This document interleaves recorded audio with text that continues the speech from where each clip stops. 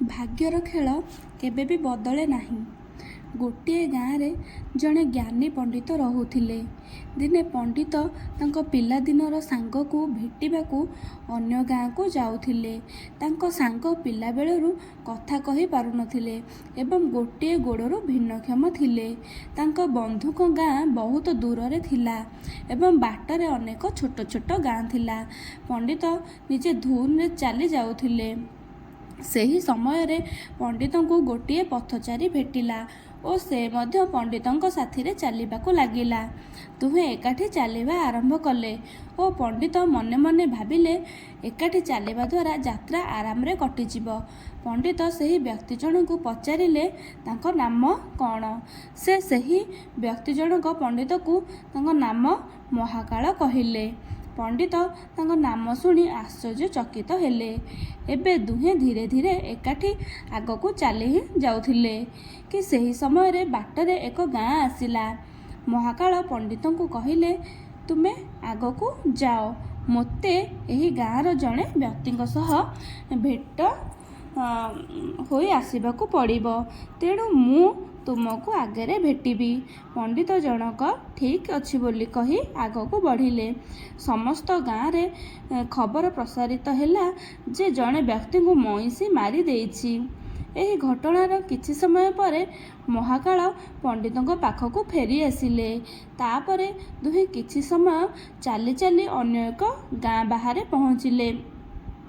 ସେଠାରେ ଏକ ଛୋଟ ମନ୍ଦିର ଥିଲା ଏବଂ ରହିବା ବ୍ୟବସ୍ଥା ମଧ୍ୟ ଥିଲା। ପଣ୍ଡିତଙ୍କ ସାଙ୍ଗରେ ଗାଁ ମଧ୍ୟ ସେହିଠାରୁ ବହୁତ ଦୂରରେ ଥିଲା ଏବଂ ସନ୍ଧ୍ୟା ହେବାକୁ ଯାଉଥିଲା। ତେଣୁ ପଣ୍ଡିତ ମହାକାଳଙ୍କୁ କହିଲେ ଯେ ସନ୍ଧ୍ୟା ହେବାକୁ ଯାଉଛି, ପୁରା ଦିନ ହୋଇଗଲାଣି, ଚାଲି ଚାଲି ଥକାପଣ ଏବଂ ଭୋକ ମଧ୍ୟ ଲାଗିଲାଣି। ଆମେ ଏବେ ଏଠାରେ ଭୋଜନ କରି ବିଶ୍ରାମ କରିବା ଏବଂ ଆସନ୍ତାକାଲି ସକାଳୁ ଆମେ ଆରାମରେ ଯାତ୍ରା କରିପାରିବା। ମହାକାଳ କହିଲେ, ଠିକ୍ ଅଛି, ମୋତେ ଏ ଗାଁର ଜଣେ ବ୍ୟକ୍ତିଙ୍କ ସହ କିଛି ଗୁରୁତ୍ୱପୂର୍ଣ୍ଣ କଥା ହେବାର ଅଛି। ତୁମେ ଖାଦ୍ୟ ଖାଇ ବିଶ୍ରାମ କର, ମୁଁ ପରେ ଖାଇନେବି। ଏତିକି କହି ସେ ସେଠାରୁ ଚାଲିଗଲେ। କିନ୍ତୁ ସେଠାରୁ ଯିବା ମାତ୍ରେ ହିଁ କିଛି ସମୟ ପରେ ସେହି ଗାଁରେ ଦଙ୍ଗା ଉଠିବାର ଦୃଶ୍ୟ ଦେଖାଗଲା ଏବଂ ଅଳ୍ପ ସମୟ ମଧ୍ୟରେ ସମଗ୍ର ଗାଁରେ ନିଆଁ ଲାଗିଯାଇଥିଲା। ଏବେ ପଣ୍ଡିତମାନେ ମନେ ମନେ ଭାବିଲେ ଯେ ଏ ମହାକାଳ କେଉଁଠିକୁ ଯାଏ, ସେଠାରେ କିଛି ନା କିଛି କ୍ଷତି ହୋଇଥାଏ। କିଛି ତ ଭୁଲ ନିଶ୍ଚୟ ଅଛି। କିନ୍ତୁ ପଣ୍ଡିତ ମହାକାଳଙ୍କୁ ରାତିରେ ଏହି ବିଷୟରେ କିଛି ବି କହିଲେ ନାହିଁ। ସକାଳୁ ଦୁହେଁ ପୁଣି ଯାତ୍ରା ଆରମ୍ଭ କଲେ। କିଛି ବାଟ ଆଗକୁ ଗଲା ପରେ ଗୋଟିଏ ଗାଁ ଆସିଲା। ମହାକାଳ ପୁଣି ପଣ୍ଡିତଙ୍କୁ କହିଲେ ଯେ ଆପଣ ଆଗକୁ ଯାଆନ୍ତୁ, ମୁଁ ଆପଣଙ୍କୁ କିଛି ସମୟ ମଧ୍ୟରେ ଆଗରେ ଭେଟି ହେବି। ଏହି ଗାଁରେ ମଧ୍ୟ ମୋର କିଛି ଗୁରୁତ୍ୱପୂର୍ଣ୍ଣ କାମ ଅଛି, ମୁଁ କାମ ଶେଷ କରି ଆସୁଛି। ଏତିକି କହି ମହାକାଳ ଗାଁ ଭିତରକୁ ଯିବା ଆରମ୍ଭ କଲେ। କିନ୍ତୁ ଏଥର ପଣ୍ଡିତ ଆଗକୁ ଗଲେ ନାହିଁ। ସେଇଠାରେ ଠିଆ ହୋଇ ମହାକାଳକୁ ଚାହିଁ ରହିଲେ। ସେ କୁଆଡ଼େ ଯାଉଛନ୍ତି ଏବଂ ସେ କ'ଣ କରନ୍ତି? ସମସ୍ତ ଲୋକଙ୍କ ସ୍ୱର ଶୁଣିବାକୁ ମିଳିଲା ଯେ ଜଣେ ବ୍ୟକ୍ତିଙ୍କୁ ସାପ କାମୁଡ଼ି ଦେଇଛି ଏବଂ ସେ ମରିଯାଇଛି। ସେହି ସମୟରେ ଏହା ମହାକାଳ ପଣ୍ଡିତଙ୍କ ନିକଟରେ ପହଞ୍ଚିଥିଲେ। କିନ୍ତୁ ଏଥର ପଣ୍ଡିତ ମହାକାଳଙ୍କୁ ପଚାରିଲେ ଯେ ଆପଣ ଯେଉଁ ଗାଁକୁ ଯାଉଛନ୍ତି ସେଠାରେ କିଛି ନା କିଛି କ୍ଷତି ନିଶ୍ଚୟ ହେଉଛି। ଆପଣ ମୋତେ କହିପାରିବେ କି ଏହିପରି କାହିଁକି ହେଉଛି? ମହାକାଳ ଉତ୍ତର ଦେଲେ ଯେ ପଣ୍ଡିତ ଆଜ୍ଞା, ଆପଣ ମୋତେ ବହୁତ ବଡ଼ ପଣ୍ଡିତ ମନେ ହୁଅନ୍ତି, ସେଥିପାଇଁ ମୁଁ ଆସିଥିଲି।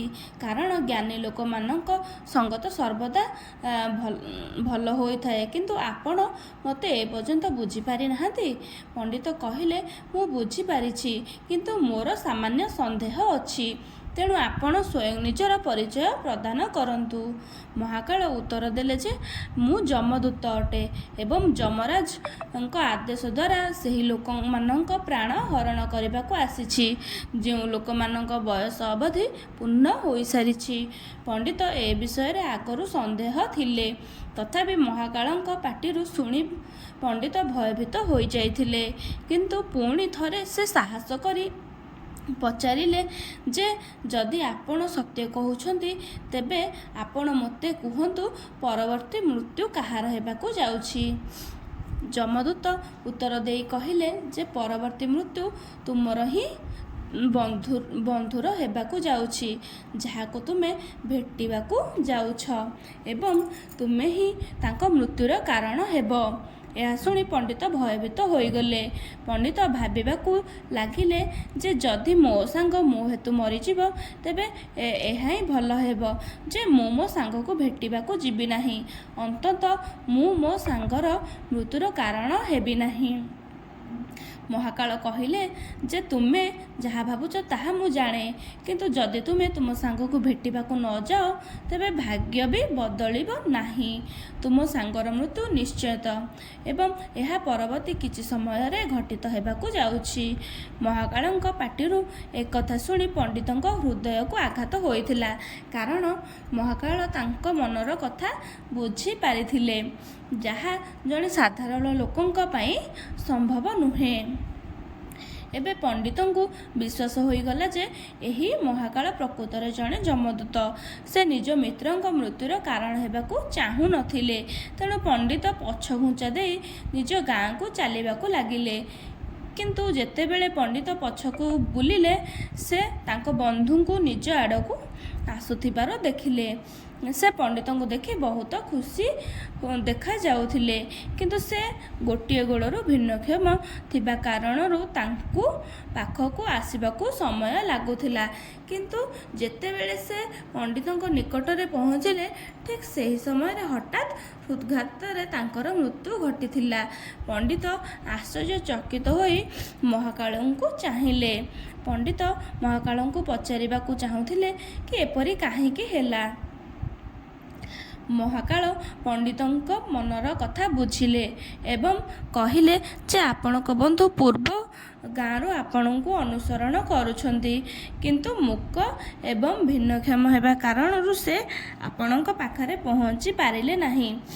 ସେ ପୂରା ଶକ୍ତି ସହିତ ଆପଣଙ୍କ ପାଖରେ ପହଞ୍ଚିବାକୁ ଚେଷ୍ଟା କରୁଥିଲେ, କିନ୍ତୁ ବୃଦ୍ଧାବସ୍ଥାରେ ସେ ପିଲାଦିନ ଶକ୍ତି ନଥାଏ। ତେଣୁ ସେ ହୃଦଘାତରେ ତାଙ୍କର ମୃତ୍ୟୁ ହୋଇଥିଲା। କାରଣ ସେ ତୁମକୁ ଭେଟିବା ପାଇଁ ତାଙ୍କର ବେଗର ସୀମା ଅତିକ୍ରମ କରି ସେ ତୁମ ପଛରେ ଦୌଡ଼ିଥିଲେ। ତେଣୁ ତୁମେ ହିଁ ତୁମ ସାଙ୍ଗର ମୃତ୍ୟୁର କାରଣ ହୋଇଗଲ।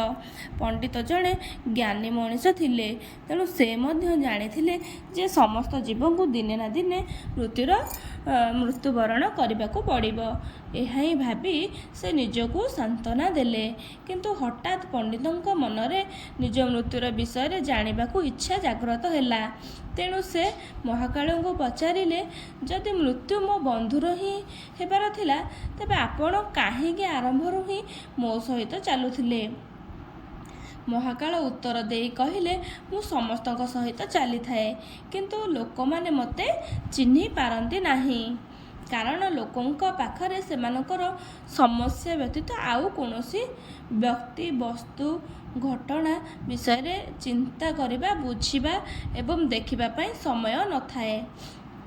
ପଣ୍ଡିତ କହୁଛନ୍ତି କ'ଣ ତୁମେ ମୋତେ କହିପାରିବ କି ମୁଁ କେବେ ଓ କିପରି ମରିବି।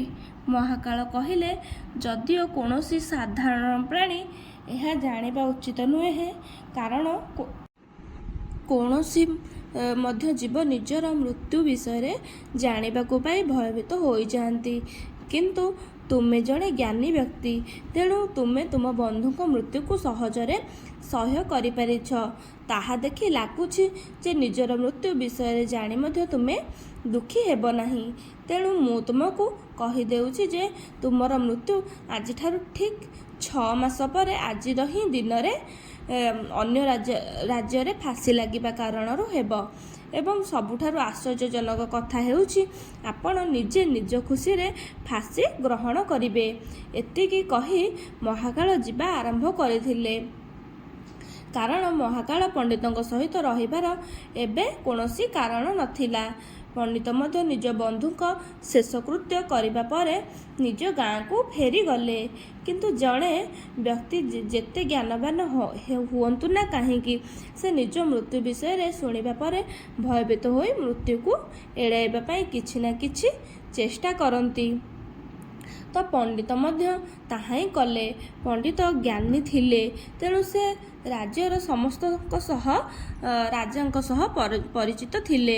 ପଣ୍ଡିତ ଭାବିଲେ, ରାଜାଙ୍କ ପାଖରେ ତ ଅନେକ ଜ୍ଞାନୀ ମନ୍ତ୍ରୀ ଅଛନ୍ତି, ସେମାନେ ମୋ ମୃତ୍ୟୁ ସହିତ ଜଡ଼ିତ ସମସ୍ୟାର କିଛି ସମାଧାନ ପାଇ ହିଁ ଯିବେ।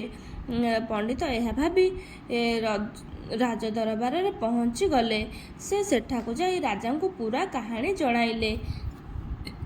ରାଜା ସବୁକିଛି ଶୁଣି ଏକଥା ନିଜ ମନ୍ତ୍ରୀମାନଙ୍କୁ ଜଣାଇଲେ ଓ ସେମାନଙ୍କଠାରୁ ଉପଦେଶ ମାଗିଲେ।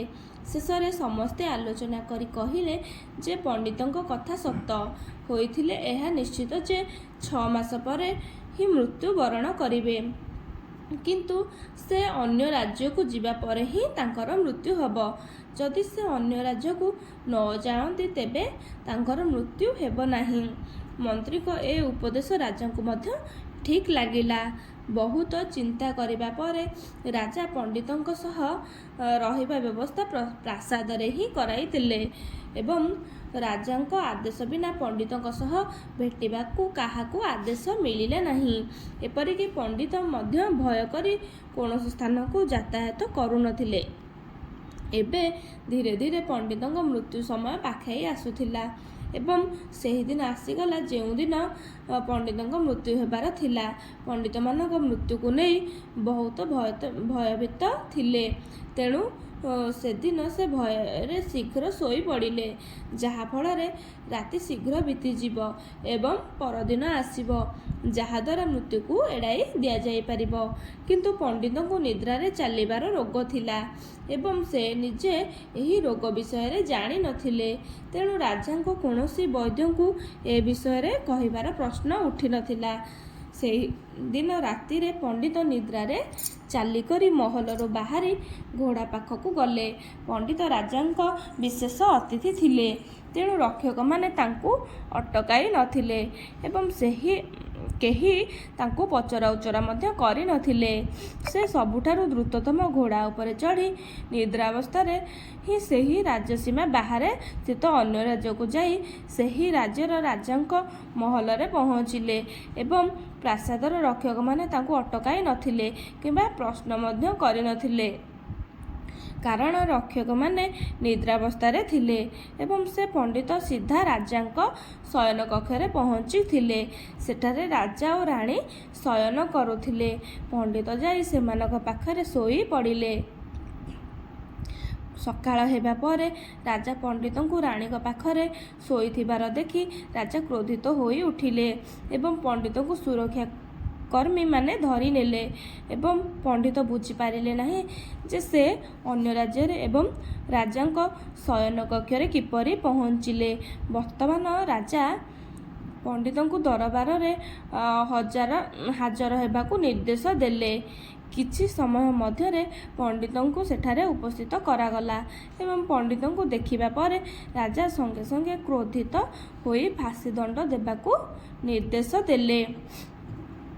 ମୃତ୍ୟୁଦଣ୍ଡ ଶୁଣି ପଣ୍ଡିତ ଭୟଭୀତ ହୋଇଗଲେ, ତଥାପି ସାହସର ସହ ସେ ରାଜାଙ୍କୁ କହିଲେ ଯେ ମୁଁ ଜାଣିନାହିଁ ମୁଁ କିପରି ରାଜପ୍ରାସାଦରେ ପହଞ୍ଚିଲି ଏବଂ ଆପଣଙ୍କ ଶୟନ କକ୍ଷକୁ କିପରି ପହଞ୍ଚିଲି ଏବଂ ଆପଣଙ୍କର ସୁରକ୍ଷାକର୍ମୀମାନେ କାହିଁକି ମୋତେ ଅଟକାଇଲେ ନାହିଁ, କିନ୍ତୁ ମୁଁ ଜାଣେ ଯେ ଆଜି ମୋର ମୃତ୍ୟୁ ହେବାର ଥିଲା, ଯାହା ସତ୍ୟ ହେବାକୁ ଯାଉଛି। ରାଜା ଏହି କଥା ତ ଠିକ୍ ଭାବରେ ବୁଝିପାରିଲେ ନାହିଁ, ତେଣୁ ରାଜା ପଚାରିଲେ, ଆପଣ ଆଜି ମୃତ୍ୟୁବରଣ କରିବାକୁ ଯାଉଛନ୍ତି, ଆପଣ କିପରି ଜାଣିପାରନ୍ତି? ଆପଣ କ'ଣ କହିବାକୁ ଚାହାନ୍ତି?